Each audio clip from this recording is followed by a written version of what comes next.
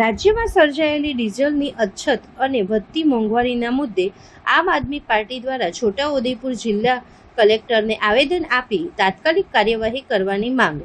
ખેડૂતો, ટ્રાન્સપોર્ટરો અને સામાન્ય નાગરિકો હાલની પરિસ્થિતિથી ભારે મુશ્કેલીનો સામનો કરી રહ્યા હોવાનું આવેદનમાં જણાવાયું છે.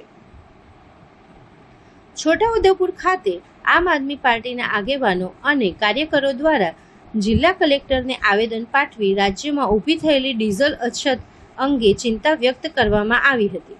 આવેદનમાં જણાવ્યું હતું કે જિલ્લાના અનેક પેટ્રોલ પંપ પર પૂરતું ડીઝલ ઉપલબ્ધ ન હોવાના કારણે ખેડૂતોને ખેતી માટેના ટ્રેક્ટર અને અન્ય કૃષિ સાધનો ચલાવવામાં મુશ્કેલીઓ પડી રહી છે. ખાસ કરીને હાલ ખેતીના અગત્યના સમયમાં ડીઝલની અછતના કારણે ખેડૂતોની કામગીરી પર પ્રભાવિત બની રહી હોવાનું રજૂઆતમાં જણાવ્યું હતું.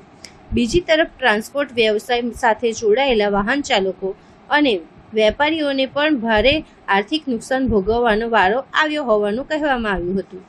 આમ આદમી પાર્ટીએ વધુમાં જણાવ્યું હતું કે ડીઝલની અછત અને વધતા પરિવહનનો ખર્ચના કારણે જીવન જરૂરી ચીજ વસ્તુઓના ભાવમાં સતત વધારો થઈ રહ્યો છે, જેના કારણે સામાન્ય લોકોનું બજેટ ખોરવાઈ રહ્યું છે. આવેદનપત્ર મારફતે રાજ્ય સરકાર પાસે ડીઝલનો પૂરતો જથ્થો ઉપલબ્ધ કરાવવા, કૃત્રિમ અછત દૂર કરવા અને મોંઘવારી નિયંત્રણ માટે તાત્કાલિક અસરકારક પગલાં ભરવાની માંગ કરવામાં આવી હતી. અંતે ખેડૂતો, ટ્રાન્સપોર્ટરો અને સામાન્ય નાગરિકોના હિતમાં સરકાર ઝડપથી નિર્ણય લે તેવી અપીલ પણ કરવામાં આવી હતી.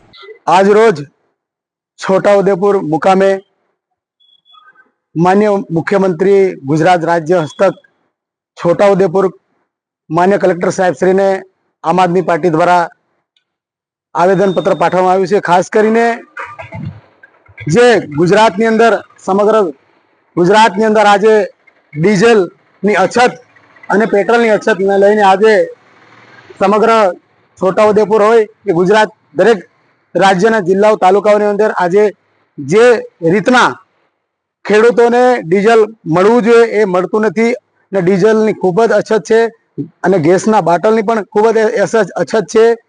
અત્યારે ખેડૂતો ત્રાહિમામ થઈ રહ્યા છે. અત્યારે ચોમાસું આવી રહ્યું છે તો લોકોને જે ખેડૂતોને ટ્રેક્ટરમાં ડીઝલ પૂરવા માટે પૂરતું ડીઝલ નથી મળતું.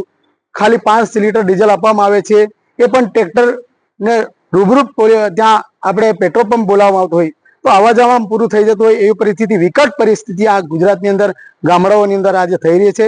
તો ખેડૂતોને અન્યાય ન થાય એના માટે પૂરતી વ્યવસ્થા કરે સરકાર અને બધાને જે રીતના ડીઝલ અને પેટ્રોલ અને ગેસના બાટલ મળી રહે એ રીતની વ્યવસ્થા કરી અને નિરાકરણ જલ્દી લાવે.